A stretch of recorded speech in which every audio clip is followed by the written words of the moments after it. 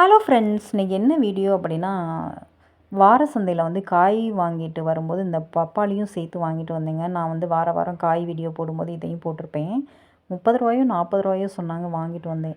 வாங்கிட்டு வந்து கட் பண்ணிவிட்டு ஒரு பீஸ் சாப்பிடலாம் அப்படின்னு சொல்லிட்டு நேற்றே கட் பண்ணிட்டேன். அந்த ஒரு பீஸில் கொஞ்சம் கூட ஒரு இனிப்பே இல்லைங்க.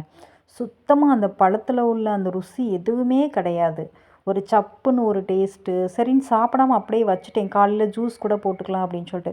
பார்த்தா அந்த பழம் பாருங்களேன் எப்படி கெட்டு போச்சுன்னு சொல்லிட்டு பாருங்களேன்.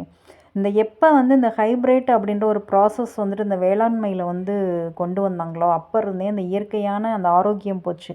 அந்த பழத்தில் வந்து அந்த இயற்கையான சத்துக்கள் போச்சு. அந்த இயற்கையான அந்த ருசி, அந்த இயற்கையான அந்த வாசனை எல்லாமே போச்சுங்க. அதோடு சேர்ந்து நோய்களும் அதிகமாயிருச்சு. பாருங்கள், இனிமேல் வந்து லைஃப்பில் வந்து பப்பாளியே வாங்கக்கூடாதுன்னு நான் முடிவு பண்ணிட்டேன். வீடியோ பிடிச்சா லைக் பண்ணுங்கள், ஷேர் பண்ணுங்கள், சப்ஸ்கிரைப் பண்ணுங்கள். தேங்க்யூ.